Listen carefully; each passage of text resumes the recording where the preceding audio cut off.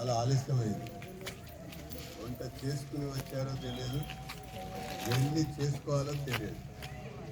కానీ ఒక పట్టుదల కోసం మన బస్తీకి, మన ఏరియాకి ఒక పెద్ద ఆపద వస్తుందని చెప్పని భావించి ఇంతమంది మీరందరూ కూడా ఇక్కడ సమావేశం అయినందుకు నేను మరీ హృదయపూర్వకంగా అభినందిస్తాను. ఇందాక మాట్లాడినటువంటి వాళ్ళందరూ కూడా చెప్పారు, అసలు ఇది సమస్యనే కాదు.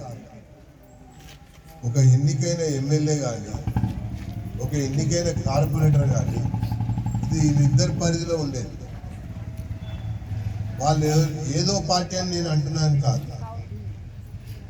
ఇది రాష్ట్ర ప్రభుత్వంతో అనుకుంటే ఎమ్మెల్యే, జిహెచ్ఎంసీతో అనుకుంటే, సివరేజ్ బోర్డుతో అనుకుంటే కార్పొరేటర్. వీళ్ళిద్దరు అనుకుంటే ఈ యొక్క వ్యవహారం ఆగటానికి 2 రోజులే, కరెక్ట్ 2 రోజులే. అట్లా నేను ఎమ్మెల్యే ఉన్న సమయంలో ఈ కుర్మానగర్కి సంబంధించినటువంటి మంచినీళ్ళ పైప్ లైన్ విషయంలో 8 సంవత్సరాలు పెండింగ్ ఉంటే ఆటోలో నేను రాత్రి కూర్చుని మనకు కనెక్షన్ పెట్టించిన తర్వాతనే మాకు నీళ్ళు వచ్చినాయి.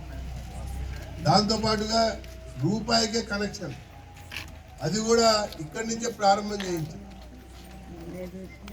ఆ తర్వాత నేను ఓడిపోయిన తర్వాత డంప్ యార్డ్ తీసుకొస్తున్నామని చెప్పన్నారు. అన్నారా? డంప్ యార్డ్ తీసుకొస్తున్నాం అన్నప్పుడు ఇదే సుధాకర్ కానీ, మన శ్రీశైలం కానీ, శ్రీను కానీ వీళ్ళందరూ కూడా నా దగ్గరికి వచ్చారు. అప్పుడు వస్తే చెప్పాను నేను 50% పెట్టలేదు. డంప్ యార్డ్ కూడా ఆగింది. ఇక తర్వాత క్రమంలో ఎన్నికలు జరిగినాయి, రకరకాల వ్యక్తులు కలిశారు, రకరకాల పార్టీలు అధికారంలోకి వచ్చారు. కానీ ప్రతి పార్టీ ఏం చెప్తుంది? ప్రజల కోసమే ఉన్నామని చెప్తారు. ప్రతి నాయకుడు ఏం చెప్తాడు? ప్రజల కోసమే ఉన్నామని చెప్తాడు. గెలిచిన తర్వాత ప్రజల కోసం ఎవరున్నారు, ఎవరు లేరు అనేది మీరు అంచనా వేయాలి. నేను ఎప్పుడు ఎవరిని రాజకీయంగా విమర్శించాను. మీరు అంచనా వేయాలి ఎవరు మన వెంట ఉన్నారని. ఇప్పుడు కూడా ఈ విషయంలో కూడా అందరినీ కలిసిన తర్వాత, అందరితో మాట్లాడిన తర్వాత ఇక చేతులు కాలే సమయంలో నా దగ్గరికి వచ్చారు. వాస్తవంగా జేఏసీలో ఉన్న వాళ్ళందరూ తెలుసు. చివరిగా నా దగ్గరికి వచ్చారు. వస్తేనే చెప్పాను ఖచ్చితంగా దీన్ని వ్యతిరేకిద్దామని చెప్పాను. ఎందుకు వ్యతిరేకించాలి అన్న విషయానికి వస్తే, నేను సివిల్ ఇంజనీరింగ్ చదువుతున్నా. ఈ సివిల్ ఇంజనీరింగ్ అంటే ఈ శుద్ధి దాంట్లో కూడా ఉంది, దాంట్లో కూడా ఉంటుంది. నీటి సరఫరా కూడా దాంట్లో ఉంటుంది, ఇళ్ల నిర్మాణం కూడా దాంట్లో ఉంటుంది, ప్రాజెక్టుల నిర్మాణం కూడా దాంట్లో ఉంటుంది. ఈ శుద్ధి చేసే విషయంలో జరిగే పరిణామాలు, ప్రమాదాలు ఏ రకంగా ఉంటాయన్నది నాకు తెలుసు. కాబట్టి నేను చెప్పాను దీన్ని ఖచ్చితంగా వ్యతిరేకిద్దామని చెప్పిన తర్వాత నేను ఇక్కడ ఒక మీటింగ్కి మన వాళ్ళందరూ ఉన్నప్పుడు వచ్చాను. వచ్చినప్పుడు కొన్ని విషయాలు మాట్లాడాను. అయితే నాకు అప్పటికి జూబ్లీ హిల్స్ ఎలక్షన్ బీజేపీ పరంగా పోవాలని చెప్తారని అనుకోలేదు. నేను వీళ్ళకి చెప్పిన, ఒకవేళ ఎలక్షన్ డ్యూటీ పడితే ఈ ఎలక్షన్లు అయినాక అవుతుంది, లేని పక్షంలో అయితే మాత్రం కంటిన్యూ నడుపుతామని చెప్పాను. నేను వచ్చిన 2వ రోజుకే నాకు ఆడ ఎలక్షన్లకు రావాలని చెప్పాను. దాంతో నేను మళ్ళీ మీతో రాలేకపోయాను. కానీ మన మహిళలను తీసుకుపోతున్నప్పుడు, మన వాళ్ళని తీసుకుపోతున్నప్పుడు నాకు ఎప్పటికప్పుడు సమాచారం ఇస్తే వాళ్ళు ఖచ్చితంగా నాతో చెప్పారు 5 గంటల వరకు వదలకపోతే చాలా తీవ్రంగా ఉంటుంది అన్నాక 5 గంటలకు వదిలేస్తాం సార్, పర్వాలేదులే అని చెప్పని ఊరుకున్నాం. ఈ లోపల ఈ రేకులు పెట్టారు. ఎవరిని ఆపలేరు, గుర్తుపెట్టుకోండి. ఒకసారి మనిషి మనసు మీద తీసుకుని ఈ బస్తీలో ఇక్కడ ఉన్నటువంటి పౌరులకి ఇబ్బంది అవుతుంది, నష్టం జరుగుతుంది, ప్రాణాల మీదకి వస్తుంది, ఇప్పటికే ఆ మూసి వాసన భరించలేక అనేక రకాల ఇబ్బందులు పడుతూ కొత్తగా ఇంకొక సమస్య వస్తుందంటే తెగించి పోరాడేటోళ్ళే ఇది అందరూ కూర్చున్నారని చెప్పండి.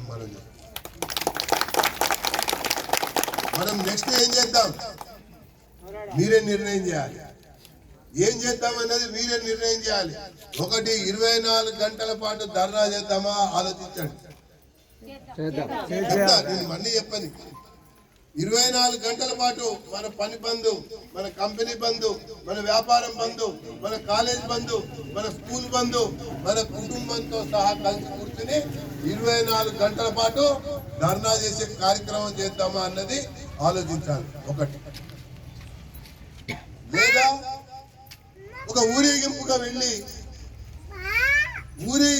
వెళ్ళి ఒక రాస్తారోకను ఒక ధర్నా చేద్దామా అన్నది ఆలోచించాలి. రెండో విషయం. ఇక మూడో విషయం, ఉద్రిక్త వాతావరణం నెలకొల్పాలి. మనం ఈ రోజు వరకు చేస్తున్న వినతి పత్రం, ఇచ్చిన వినతి పత్రం కానీ, ఆడ రోడ్డు మీద కూర్చున్నది కానీ, నేను వచ్చి పోయి మాట్లాడింది కానీ, ఆ పేపర్లు ఇట్లా ఎత్తుక్కుంటే కనబడతాను ఏడైతుందని. అవునా? మనం ప్రతి పత్రికలో కూడా ఫ్రంట్ పేజీలో ఐటమ్ రావాలి. వస్తుందా? ఎట్లా వస్తుంది? పోరాటం చేస్తే వస్తుంది. ఈడ ఒక లాఠీ చార్జ్ జరిగిన, ఈడ ఇంకొక రకమైనటువంటి సంఘటన జరిగితే, ఇక్కడ ఉన్నటువంటి ఒక ప్రజల్ని ఆపాలని ప్రయత్నం చేస్తే, దాని మీద మనం తిరుగుబాటు చేస్తే ఖచ్చితంగా అది ఫ్రంట్ పేజీలో అన్ని పత్రికల్లో వచ్చేటట్టుగా చేసేటువంటి పని మన అందరిదని చెప్పి నేను పేర్కొంటాను. అది ఎప్పుడు చేద్దాం అన్నటువంటి ఒక విషయం. ఇక పోతే ఇంకా మనము ఇప్పుడు అనుకునే ప్రోగ్రాం ఒకటైతే, అది కాకుండా ఇంకొక 2 ప్రోగ్రాంలు చేస్తామంతే. మొత్తం 3 ప్రోగ్రాంలతో ఈ యొక్క ఎస్టీపీని పండబెట్టేసేస్తాం. అర్థమవుతుందా? ఎస్టీపీని పండబెట్టేస్తాం. ఇక గడికొకపారి మీరు రండి అంటే రెక్కాడితేనే కానీ డొక్కాడదు. కూలికి పోతేనే, కంపెనీకి పోతేనే, పనికి పోతేనే, ఇళ్లలో పనికి పోతేనే 4 పైసలు వస్తాయి, ఇంత భూ వస్తుంది, ఇంట్లో పిల్లల ఫీజులు కడతానికి కానీ ఇంకో దగ్గర పని చేసుకోవడానికి అవకాశం ఉంటుంది. ఇక ఇది అలసిపోయినట్టుగానే అయిపోతుంది. లేదా వేరే వాళ్ళే అరే మస్తు చేసిరు, ఏమైతుంది, ఏం కాదు, ఎదురు తిరుగుతున్న అనవసరం కానీ ఎల్లుండికి వెళ్ళి మొదలు పెడతారు. ఆ రకంగా కూడా బలహీనపరుస్తారు, ఆ రకంగా కూడా నిరుత్సాహపరుస్తారు, ఆ రకంగా కూడా దెబ్బతీయాలని ప్రయత్నం చేస్తారు. కారణం అది కొన్ని 100 కోట్ల రూపాయల కాంట్రాక్ట్. ఆ 100 కోట్ల రూపాయల యొక్క కాంట్రాక్ట్ ని దృష్టిలో పెట్టుకొని కొంత డబ్బు ఖర్చు పెట్టి, కొంతమందికి మందు పెట్టి, దావత్ పెట్టి, ఈ మాటలు ప్రచారం చేసి నీరు గారిస్తే, ఆ తర్వాత ఇప్పుడున్న కోపం ఎన్నికలప్పుడు డబ్బులు పడేస్తే మళ్ళీ సల్లాడుతుంది, మనం అనుకున్నట్టు జరిగిపోతుందని చెప్పని భావించేటోళ్ళు చాలా మంది. నేను లాస్ట్ టైం ఇక్కడ వచ్చిన తర్వాత చూసిన తర్వాత డైరెక్టర్ శివరాజ్ కూడా ఆయనతో మాట్లాడాను, విషయం తెలుసుకున్నా. ఇక్కడ కడితే తక్కువ ధర అవుతుంది, ఎక్కువ ధర అవుతుంది, ఆడ కడితే తక్కువ ధర అవుతుంది. నేను మళ్ళీ చెప్తున్నా, ఇక్కడ కడితే ఎక్కువ ధర అవుతుంది అంటే ఎక్కువ కోట్లు అవుతాయి. అదే ఆ కాలువ కాడిని కడితే తక్కువ అవుతుంది. కానీ కాంట్రాక్టర్ల జేబులు నిండాలి, కొంతమంది నాయకుల జేబులు నిండాలి, దాంతోపాటు అధికారుల జేబులు నిండాలి. దోచుకోవటం దాచుకోవటమే తెలిసినటువంటి చాలా మంది ఈడ కట్టాలి. ఎందుకు? ఎక్కడి నుంచో పైప్ లైన్ రావాలి, ఇంట్లో కూడా పైప్ ఎక్కడ ఉంటే అక్కడనే వాష్ బేసిన్ పెడతాం. అవునా? ఇట్లా నల్ల తిప్పంగానే వాష్ బేసిన్ లో గిన్నె కడుక్కోవాలి, నీళ్ళు పడాలి, అక్కడికి పోవాలి. కానీ వాష్ బేసిన్ బయట ఉంటే ఈ పైప్ మొత్తం తీసుకుపోతాం వాడికి. తీసుకపోతే ఖర్చు ఎక్కువ, తీసుకపోతే మధ్యలో ఎక్కడైనా ఆగిపోతే ఏమైతుందో తెలియదు. ఈరోజు వాళ్ళు చేసినటువంటి తప్పును మనం పసిగట్టాం, తెలుసుకున్నాం. ఎందుకు? నేను కూడా ఒక ఇంజనీర్ కాబట్టి ఎక్కడ మోసం జరుగుతుందో అర్థమైంది. కాబట్టి నేను మీ అందరికి కూడా ఒక విషయం చెప్తున్నా, ఖచ్చితంగా దీన్ని అడ్డుకొని తీరుతాం. ఏ రకమైనటువంటి ఉద్యమమైనా, అరెస్టులు చేసినా, కేసులు పెట్టినా, ఇంకో రకంగా జరిగితే కూడా ఎదుర్కొని నిలబడటానికి సిద్ధంగా ఉన్నామని చెప్పని నేను మనవి చేస్తున్నాను. అందుకు నేను ఏమన్నానంటే, గురువారం నాడే ప్రోగ్రాం పెడదామా? గట్టిగా చెప్పండి. అంటే రేపు లేదు ఎల్లుండి ఎంతమందితో ప్రోగ్రామ్ పెడదాం, ఎంతమందితో పెడదాం. కొన్ని కలుస్తా, విద్యార్థిని కలుస్తా, వేరే పెద్దవాళ్ళని కూడా కలుస్తాను. ఇక్కడనే ఉంటాను, ఇక్కడనే తింటా, ఇక్కడనే రాత్రి కూడా పడుకుంటా. ఎందుకు? తెల్లారి కార్యక్రమం కాబట్టి. నేను ఇక్కడే ఉండి జేఏసీ వాళ్ళు ఇక్కడనే ఉన్నాక నాకు ఇక్కడ రిజిస్ట్రేషన్ పని ఉంది. నేను కంపెనీకి పోవాలి, నేను డ్యూటీకి పోవాలి, నేను స్కూల్కి పోవాలి, నేను కాలేజీకి పోవాలి అని మీరు ఎవరు పోకూడదు. బంద్ పెట్టాలి.